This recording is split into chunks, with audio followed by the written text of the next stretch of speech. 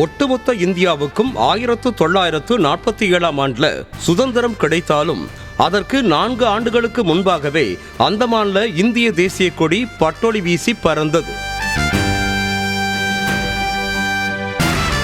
2ஆம் உலகப் போர் சமயத்துல அந்தமான ஆக்கிரமிச்சிருந்த ஆங்கிலேய படைகளை விரட்டி அடிச்சாங்க ஜெர்மானிய படையினர். 1943 மார்ச் 6ஆம் தேதி அந்தமான் முழுக்க ஜெர்மனி படைகளோட கட்டுப்பாட்டுக்கு கீழே வந்த நிலையில அதே ஆண்டு நவம்பர் 26ஆம் தேதி அந்தமான் நிக்கோபார் தீவுகளை இந்தியாவிடமே ஒப்படைக்கிறதுங்கிற ஒப்பந்தத்துல கையெழுத்திட்டாரு அப்போதைய ஜெர்மன் அதிபர். அந்த சமயத்துல அந்தமானுக்கு பயணம் மேற்கொண்ட நேதாஜி சுபாஷ் சந்திர போஸ் போர்ட் பிளேயர்ல இந்திய மூவர்ண கொடியை ஏத்தி வச்சு அந்தமான் நிக்கோபார் சுதந்திரம் அடைஞ்சதா அறிவிச்சார். ஒட்டுமொத்த இந்திய மக்களை சிலிர்க்கிற விதமா நேதாஜி சுபாஷ் சந்திர போஸ் கொடியேற்றி சுதந்திரத்தை அறிவிச்ச அந்த இடத்துல இன்னமும் இந்திய தேசிய கொடி பட்டொளி வீசி பறக்குது.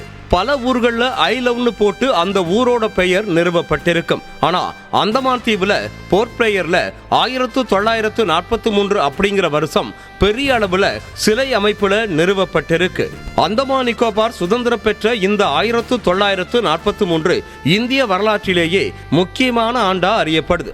குறிப்பா முதல் முறையா சுதந்திரத்தை பெற்ற முதல் இந்திய பகுதியாகவும் இது பார்க்கப்படுறதால 2018ஆம் ஆண்டு அந்தமானுக்கு பயணம் மேற்கொண்ட பிரதமர் மோடி அங்கு அமைந்திருக்க ரோஸ் தீவுக்கு நேதாஜி சுபாஷ் சந்திர போஸ் தீவுன்னு பெயர் மாற்றம் செஞ்சு அறிவிச்சார்.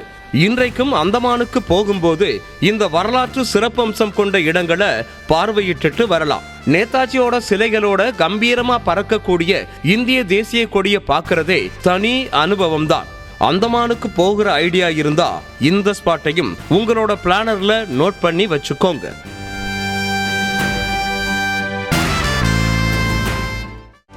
செய்திகளை உடனுக்குடனும் துல்லியமாகவும் தெரிந்து கொள்ள சப்ஸ்கிரைப் பண்ணுங்க.